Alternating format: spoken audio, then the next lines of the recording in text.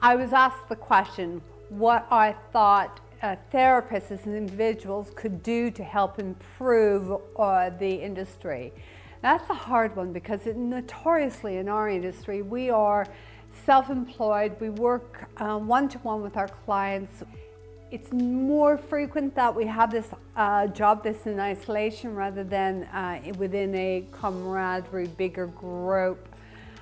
So it can be isolating in our ability to feel that we have any power in which to make changes in our industry. But there are some basic things that you can do, and one of them is to get involved in a local professional association. They are pretty much, most of them are volunteers. They're the ones that are going out there and spending time making change, getting involved. There's also things like the NMC, which is elevating and educating both practitioners and those in the industry. The last one that just recently happened at the Olympia was very, very successful. Very much impressed all the people who participated, as well as the judges. The judges were exceptionally surprised and pleased at the quality of performance from the competitors. But there's things that you can do locally. You can do talks, that you can go to your health center, your GP, you can do a presentation in your GP office, a 10-minute spiel about the benefits of massage. There are many things that you can do to eliminate some of the preconception about massage and the benefits, and take it away from that dark and seedy reputation that we have had in the past, and bring it out to the quality and the professionalism that we actually are working in right now. So it's just up to you to be able to communicate, get involved with those around you, see where your opportunities lie, and have a read of what I've written in the blog for this one.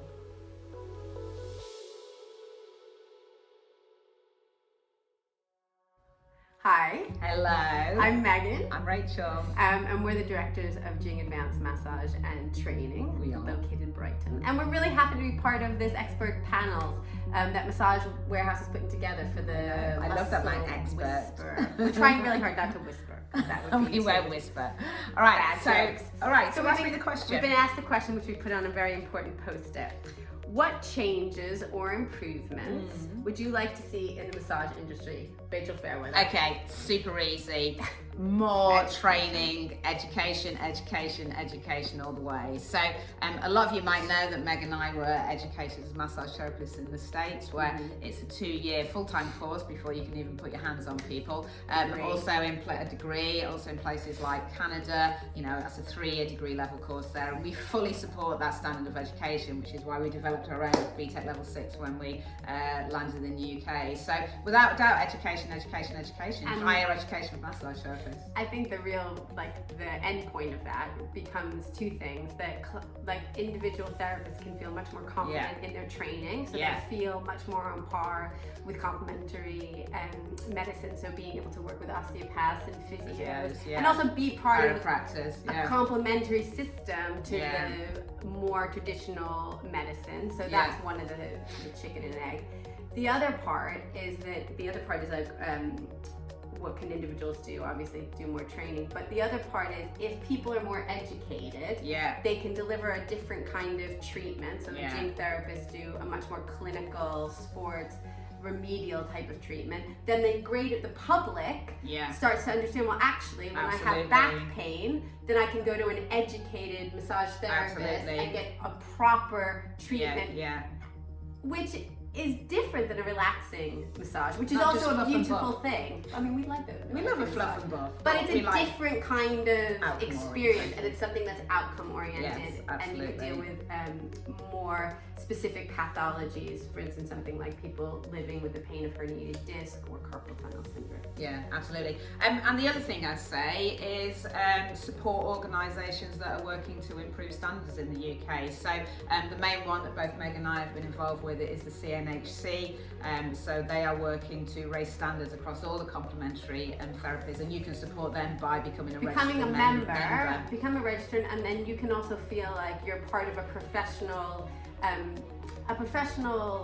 movement really around making complementary medicine something that feels much more professional and much more legitimized, and it is very aware of keeping the public safe and letting the public know that these treatments can be offered at a good standard. So those are our top membership tips. is very reasonable. I'm sure you can Google them, cnhc.org probably. Yeah, and come to Jing. And come to Jing, we love to see you. Come to lots of the other people on the Massage Whisperer who are doing really good training. Find out about your trainers and make an investment in yourself. Yeah, absolutely. All right, we'd love to see you at any time, and well done for watching this and just being dedicated to massage instructing. And by the way, Massage Warehouse are awesome because they sell all that great equipment, which when me and Meg landed in the UK 20 years ago, they didn't have it. So get a good table. They're awesome.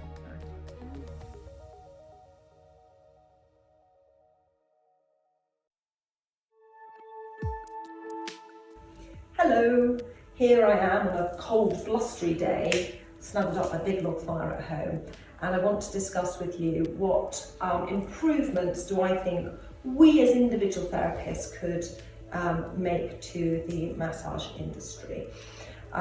So I think there's three things I'd like to discuss with you, the three S's. Standards, self-development, and supervision. So standards, I think we could all really commit to raising the standards of the massage industry. In an ideal world, there will be some standardization that will come into place, so everyone qualifying is raised to a really high standard. At the moment, that's not the case, so I think we as individual therapists can really commit to continually raising the standard and profile of the whole industry. And I mean, the most obvious way to do this is to committing to really good CPD. Different associations have different requirements, but I think committing to really good CPD every year by attending at least some courses. And another really great way, I think, is peer group supervision that you can all commit to in your own time. The next thing I think is important to discuss is self-development. So we've chosen to become bodywork therapists. People come to us in their times of need, whether they're coming for a physical ailment or at an emotionally vulnerable time. They're coming to us as professional therapists and seeking our help. And also remember that any physical injury, any physical ailment will also have an emotional component attached. So I think if we commit to our own self-development, whether it's through yoga, meditation, tai chi, spending time in nature, but really taking care of ourselves and committing to self-development, we're going to be in a much better place to be able to support our clients. And I think we've been drawn to this industry as part of our own personal healing journey, and by acknowledging that and by committing to our own self-development, I think we're going to make our life easier, and I think we're going to be in a better space and place for our clients, and we're going to be able to hold the space better for healing to take place. So standards, self-development and supervision. And supervision links in quite closely with self-development in a way, but I think we as therapists should really commit to supervision. And a supervisor is somebody who's there to listen to you and support you with your clinical work. So really the longer that you're in, the longer we work as bodywork therapists, the more complex cases we attract. Our knowledge increases, the word gets out, and we see people with more and more complex issues arising. So in particular, I think it's really beneficial to have a supervisor in place to support you if someone is getting triggered in clinic. Why is that? You know, that is most probably part of our backstory. What is it that's triggering us about that person? But if we have a supervisor in place, we would go once a month, once every 2 months, and we'd be able to discuss these things in a really safe, held space. Also, when we might be hitting a brick wall with a client, a supervisor might be able to just reflect back to us gently what we're doing. We might be able to see ways to navigate around issues. But most importantly, bound by our code of ethics, we can't talk about our clients outside the clinical room. And if a problem is arising, we can take or if there's something that's causing us anxiety that we would like to discuss, again, we can take it to our supervisor in a safe, held space, and our client can be discussed. And that sense of safety will be felt by the client. So I think those are three really simple things that each and every one of us can commit to: helping raise the standards, self-development, and supervision.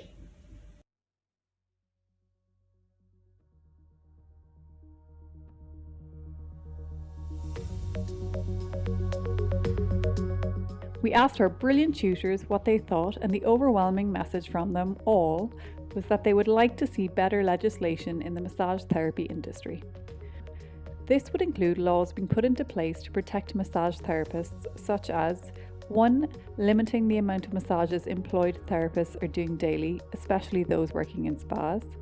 2. Introducing licenses for therapists to practice, similar to the regulations that exist in America. Funding to support therapists to understand how to deal emotionally with clients with complex health conditions and other issues that they might share with their therapists confidentially. In addition, therapists should be provided with better training on no-hands massage and better posture through their employers. Regular massages should also be encouraged, which is great for CPD and maintaining best practice in-house. It also helps reinforce students' understanding that regular massage can be a preventative process to keeping well, leading a healthier life, and getting stress out of the body. Many companies promote wellness and well-being because it is a buzzword, but they're not promoting the well-being of their staff by supporting them.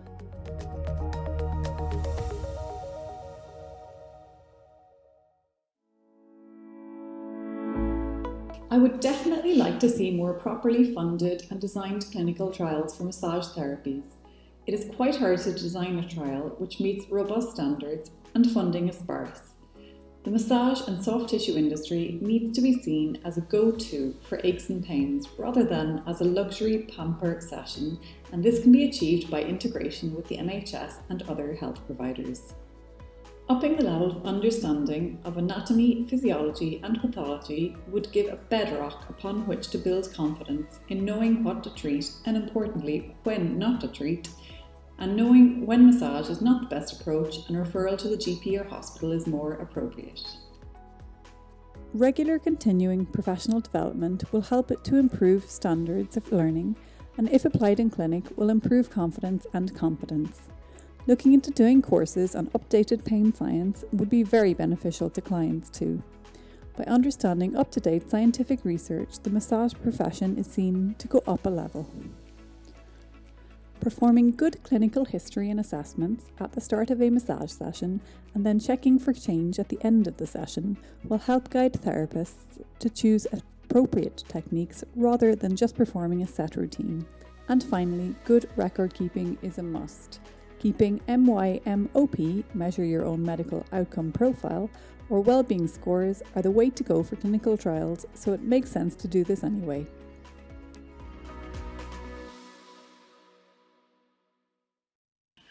Massage therapy as a profession needs to use evidence to support available appropriate evidence to underpin the decisions, actions and outcomes of our work. Massage therapy needs to move away from a beauty module towards one of health and wellness. To make this a reality, therapists should think carefully about their practices and how best to market and promote their services. By using best available research evidence to position massage within a healthcare model, the greater public will realise and appreciate the expertise, skills and advice that massage therapists have and can provide. In summary, to make a difference in the healthcare sector, we need to work together to ensure that massage therapy is appropriately and truthfully represented and reflected in complementary medical practices. This further involves working within defined scopes of practices and networking with other professions to provide a more integrated healthcare experience.